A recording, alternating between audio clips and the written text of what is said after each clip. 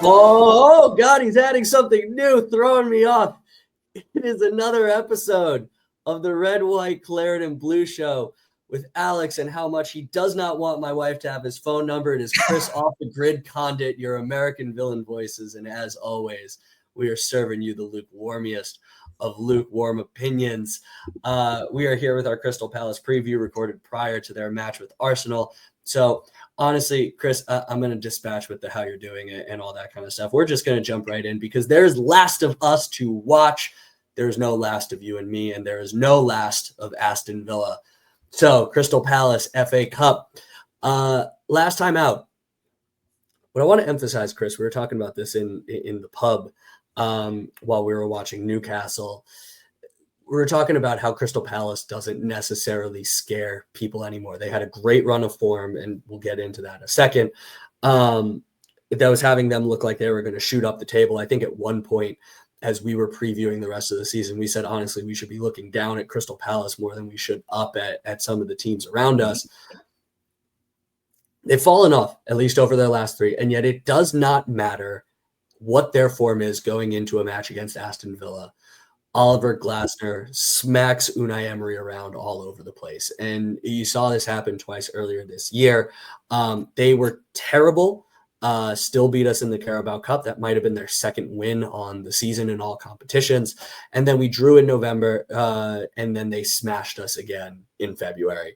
The draw to, we said it was our definition of insanity episodes. To be fair, we crushed the expected goals 3 to 1.3, 69% possession. Kind of playing into what I said last week of us not necessarily getting great results when we have a ton of the ball, but still felt like a loss moving in there.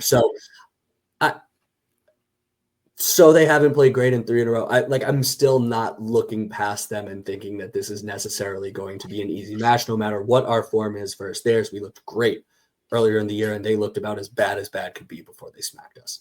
Yep. So am I wrong there? Are you feeling any differently about it? No, I mean, maybe only slightly, because this by far right now to me is the best stretch we've had in terms of the way we've played at least halves, and if not the full 90 minutes. The best 90 minutes we played is against Newcastle, and the best 45 minutes we played is in the previous match against PSG, right? So like that is a little different to me. Everybody, that is 135 minutes in a row. That's why he went to the Ivy League and I just went to somewhere. That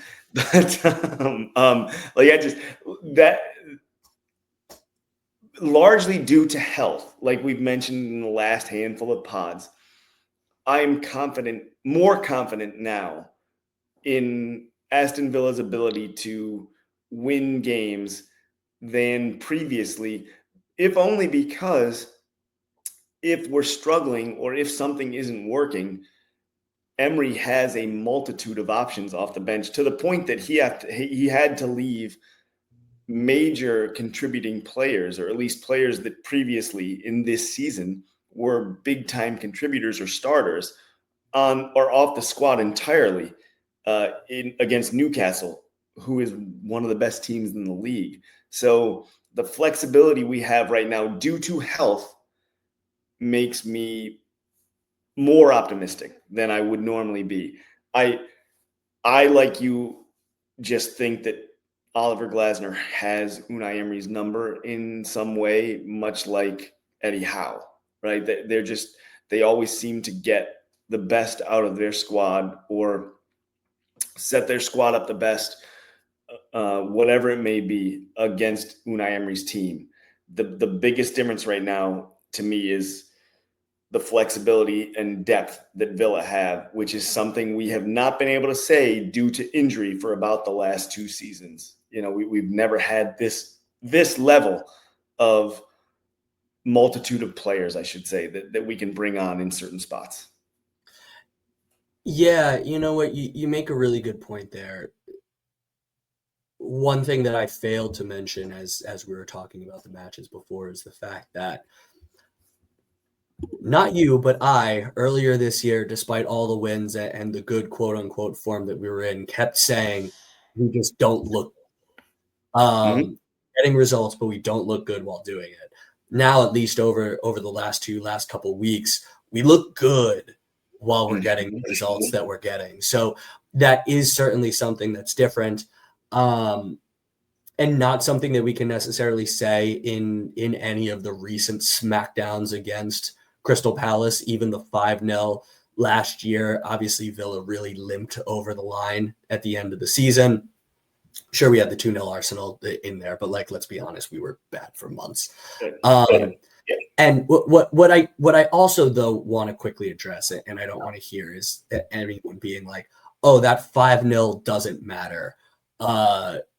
We had already clinched Europe. The guys were still hungover, whatever. Every year over the past several years, there's been a new team that has clinched Europe, and they have not been smacked 5-0 by a team that was mid-table. Okay, that was a particularly bad way to show any semblance of pride. Professional athletes who still, every time they step out, want to win. That was particularly bad. So, yes, did I expect Villa to win that game? No, but they still should have done better than getting smacked 5-0. And I think that that's due to, as you said, Oliver Glasner kind of having Unai Emery's number a little bit. So let's talk about Crystal Palace on the season. They have now lost 2 where they conceded 5 and then drew 0-0. They've been slightly unlucky on the year. They've only scored 41 from an expected goals of approaching 50 of 49.6. Before those 3 matches, though, they were unbeaten in 7, and they had only lost 2 in 17, which is going all the way back to Boxing Day. It's quite a consistent run that I'm not sure just 3 matches necessarily completely undoes. We'll see how they do Wednesday against Arsenal. But the big thing to kind of know about them is converse to City, who pretty much always possess the ball, whether they're home or away. Crystal Palace gives it up. They only have 42, 43% possession. That doesn't change whether they're home or on the road. That hasn't changed no matter what competition they've been in. And so we're looking at another situation. Will Villa be able to break down a team with a low block while they have a lot more of the ball and can't necessarily, as we've said repeatedly over the past few weeks, get going at someone with pace? It's going to be down to people's ability to break guys down on the dribble to create a little bit of chaos. And then the other way, you look at players like Sarr, players like Mateta, players like Eze, their ability to counter at pace, long through balls. We saw them attack crazily through the channels every time we've played them. Villa's ability to defend that and be alert to those quick counters is going to be key in this one, in my opinion. Agree 100%. They are almost perfectly designed to counter what Villa likes to do because they just have so much speed. Sarr is a player that you called out, and he's a player that I have liked for a long time. He's just so fast. He plays so well with the ball, and he really can put the ball into dangerous areas. And they've got players that can find the end of that, right? So from that aspect, I think that's one of the reasons that Oliver Glasner has Unai Emery's number, as we've said a couple of times, or they play very well, just because their personnel match up extremely well against what Emery would like to do. So we have to be cognizant of our vulnerability at the back or through the midfield. So I think if you want to talk about an area to focus, it's once again going to be that middle of the park, and you're going to rely on like a Morgan Rogers and a John McGinn, for example, depending on how they set up. But like you can't have bad turnovers in the middle, because if you do, they're going the other way quickly, and you've got everybody running toward goal, including our guys trying to catch up, because they're going to be so quick with pace. And you mentioned it, long balls through, either long balls over or long balls through channels, like depending on spacing, opportunities will be there. So I'm nervous about this game, and I'm also nervous because this is all Crystal Palace has to play for. So they're going to throw everything at it. And it's really important for Villa too. We've talked about it many times, the importance of playing for and winning trophies. And Unai Emery's talked about it, and the owners have talked about it, and everybody's talked about it.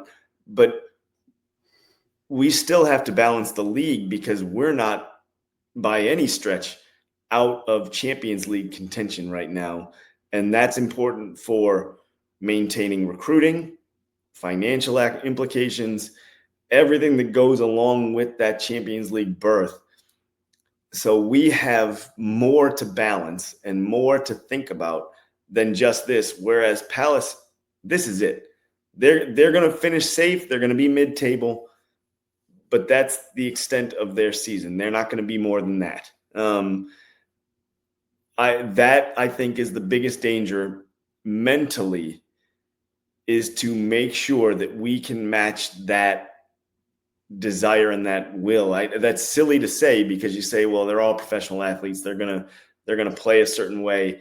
But no, but I hear you. There's a focus and a knowledge that the FA Cup is great, but if you can win out on your last four, you're probably making the Champions League, but also you're probably going to need to win all four of those to do it. Mm-hmm. And so I'm sure that there will be a little bit of one eye towards the future with this one, as much as Unai is going to try and keep it one game at a time. Yeah, as I unmute my mic. It's like I said, that's going to be the biggest challenge for Villa going forward now. Even though we're out of Champions League, the difficulty of balancing the schedule remains. Luckily, like we've mentioned, we have a full squad to pick from. But I think it's going to be difficult to maintain a mental edge in this game because there's a lot more on the table here. But I would really love to see us go through. I mean, we can talk all day long about how things go, but the good thing I think for Villa in this spot is when you play at Wembley, there's a different atmosphere. You know, the fans are. I mean, don't get me wrong. Villa Park has been incredible for the last stretch here. The fans, though, on both sides are electric in most cases. And you feel the atmosphere when you go to Wembley. Like you walk out and you know it's different. So that, I think, at least can maybe help maintain that sharpness that Villa are going to need. Because even though Crystal Palace just got smoked, I don't expect this to be an easy contest by any stretch. No, and to your point about the atmosphere, this Villa should be used to this after the Conference League last year, after the Champions League matches this year. This sure, every FA Cup match is one and done, obviously, but one and done in an unfamiliar environment, that big of a stadium, that big of stakes, should be something that is more familiar to this Villa team than that Crystal Palace team. So hopefully that works in our favor. Now let's talk about some of these Crystal Palace players. I've got four that I'm kind of looking at. Jean-Philippe Mateta, 13 goals, leads the team, fewer than I actually would have guessed for him coming into this year. He's actually only scored once, though, since he took that cleat to the face against Millwall. He was out for about a month, but still has played 6 matches. Weird season for Eze. So down year in terms of goal scoring, he's only got 3 when he's had 10 and 11 in the past 2 seasons, but he's way up on assists, 8 from 4. And then Ismail Assar probably filling in for Eze a little bit, 7 goals, 4 assists. Also hasn't scored in 5, so of course you know he's going to score against Villa. But the one that I really want to highlight is my countryman Munoz, Munoz. God, wow, code switch. Who is a very attacking right back. super dangerous. We've seen him cause problems for Villa before with how he's been able to get forward, put in good crosses, get shots in on net. As far as who scored is concerned, he's actually been their best player on the season, 7.07 rating. So he's definitely one that as they try and move quickly through the lines, one that I'll be looking at to kind of make a late run or help create wide on the right, combining with Sarr. Anyone else for you? No, I just want to piggyback. Like, vibes alone, it feels like Eze scored 100 goals against Villa, and I may be wrong about that, but I'm going to go to my deathbed saying that it feels that way. And like I said, I really love Sarr. I wanted him to come play for us because I think he's such a good player. I am concerned about their ability to beat Villa on the counter and with not just with width, but particularly because they've got so much speed on the wing, it scares me. So that's all I'll add to what you have to say. But I just want to point out, like, I don't know how Eze has so few goals, because this season it feels like he scored 5 against us, and he probably hasn't. But it's one of those players that you just feel like he scores every time he comes across you. Agreed. So what are you doing from the Villa angle? I've actually got some thoughts. I might surprise you with mine, so I want to hear yours first. So we mentioned we're recording this before the City game is played. So this is assuming that everyone is healthy coming out of the City game, right? So I think that Emery's going to go with a strong lineup. He's got mostly. I think it's Emi, Martinez, Cash. I do think he rotates the center backs a little bit. I think he goes to Sazi and Mings because of the run in coming up, and Ian Maatsen. But I'm actually waffling on that as we talk about it, because I wonder whether or not he wants Luka Dean in there for the defensive security. But I'll stick with my original pick, Onana and Tielemans. Because I don't think he's taking Tielemans off the pitch right now unless he has to. It doesn't feel like it. Onana, Ramsey. What's that?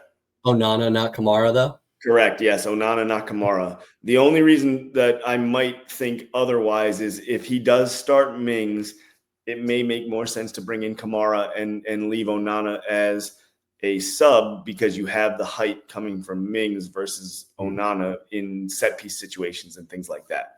Okay. I think in the attacking midfield, he's going to go Ramsey, Asensio, Rodgers probably, but like if there's going to be a spot where Leon Bailey gets a spot start, this will be it. But I think he's probably going to go Rodgers, and then Marcus Rashford up top. So I have a very similar, pretty similar lineup to you. And I will admit I'm veering a bit more into what would Alex, the manager, do versus what I think Unai Emery, the manager, would do. So I have Emi Martinez in goal. I have Cash, Konsa, Pau, Ian Maatsen, Kamara, and Yori. And then in front of them, I have McGinn, Asensio, Rodgers, Rashford. Now, why? Yeah. The reason why is exactly what I said earlier. Palace are going to concede a ton of the ball, and Villa need to break down a deep defensive block. What's the best way, in my opinion, to do that? Have guys who can either dribble through the lines or have the creativity to pick a pass and play that kind of positionless football of rotating all over the place, so guys don't necessarily know who they're supposed to cover. And so I think that I just don't think that he's going to take McGinn out of the starting lineup with this long of a break, with this few games left as the captain. And then the rest of those guys are all built around your ability to dribble past a guy. Kamara, more so than Onana, take guys out on the turn. Talked about that for so long, and his ability to press up into midfield. Yori, we all know what he can do. Just waxed lyrical about Ian Maatsen's ability in our last pod to dribble and take on a man and his importance there. And then same thing with Rashford and Rodgers. So I think that gives us the best ability to break them down and maybe pick some of the intricate play that we'll need to break through that back line. But then more importantly, defensively, what am I doing to stop that counter? And this is where I greatly differ. I don't expect Unai to do this. Villa have typically not been a very aggressive, high pressing team. We've talked about this. They lose the ball and they tend to sit off a little bit and then press more from a mid block kind of counter press situation. And that's gotten us into trouble before. I'm not letting Crystal Palace pick up their head to play some of those long balls into Mateta through over the top, through someone like a Wharton, so on and so forth. So the second that you lose the ball, I want my quickest, most aggressive players, aka McGinn, aka Maatson, Rogers, to just jump on the closest guy, close down, don't let them pick their head up and play that ball long.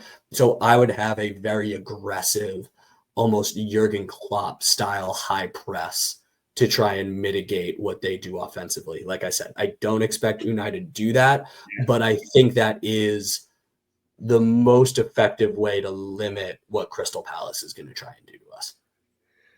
It's a good thought. I don't think he's going to do it either. And I also I expect that he may rotate. I picked that back four with the the idea that he may rotate here because the run in is going to be difficult. And it's not like the two guys that you have coming in behind your starters are slouches, right? Disasi's played very well. And obviously Tyrone Mings is Tyrone Mings. So it'll be interesting to see which of us is closer to right. I don't know which it's going to be. And I don't know if either of us have this 100%. It's difficult to say right now because we've never had this full cadre of players available. It does seem like every game there's at least one or two lineup surprises or tactical wrinkles that Unai is bringing out, because to your point, with this roster at full health, he really kind of can unleash everything tactically that his creative mind can think of. And that's really exciting to see. But you're probably right. There's going to be some rotation. I do think that now, to answer the question that we've asked almost every pod, need to prioritize the league now that Champions League is back in play. And so I think that Unai knows that as well. Rumors have been swirling that whether we make Champions League or not, Villa are going to need to make another big sale to balance the books. That only gets worse if we wind up in the Europa League, not the Champions League. So I think that Unai is going to go broke to get that next Champions League year, that next bit of Champions League money, anticipating another long run, and hopefully just continue to reinforce, and honestly, not even just reinforce, but strengthen and lift up this roster to make repeated sustained challenges in both the league and Champions League. Absolutely. I agree. But we are in a position that we could potentially win both. Like we could win the FA Cup and we could qualify for Champions League. And would not surprise me whatsoever, by the way. I know I'm typically the pessimistic one here, but like I do want to put on audio record that while I don't know that I would put money on it right now, if Villa were to win the FA Cup and qualify for Champions League this year, I would not remotely be surprised at the end of I did put money on Villa finishing top 4 to start the season. So there we are. Technically so did I, but it will be interesting because I think we'll know from the lineup what Unai Emery's tactical plan is, much like we saw in the Newcastle game, where we knew right away what he was trying to do, which was attack through the middle and really put pressure on their defensive midfield and center backs, and it worked like a charm. So what you said about Unai Emery and his creative mind and having everything at his disposal now we're kind of seeing, I think, to an extent, his full plan worked out entirely, because he's never, since he's been at Aston Villa, had everybody available like this. So I am excited by that prospect, because we've said, and I've said especially, I've sung his praises for the last 2 years. He's a genius, and now you're seeing why everybody holds him in such high regard, because before he was winning with a bunch of injuries and qualifying for Champions League and qualifying for Conference League before that with a squad that was kind of patched together. Now you see the full picture, and it's kind of like listening to a symphony for the first time for me, to use a cheesy analogy. But really, like, I do feel that way in terms of watching him work, because it's something. Like when things go the way he wants, and I'm just going to ignore you. But when things work the way he wants, and when everything like is going the way he's pulling the strings, it is a beautiful thing to watch, and I hope we get to see that again here against Crystal Palace. Strings, orchestra, symphony. I'm doing it all. I'm doing it. Thank you. I'm glad you picked up on that. Thank you. Just needed to put that out there for everybody. Honestly, what a cultured way to end this podcast. Chris, this was a lovely symphony of a pod. Now I want to go listen to the lovely symphony of zombies ripping people apart. It's time for The Last of Us. But until we talk again, my friend, we've got 2 matches to watch. Spoiler, this is too soon. Up the Villa, my friend. Up the Villa.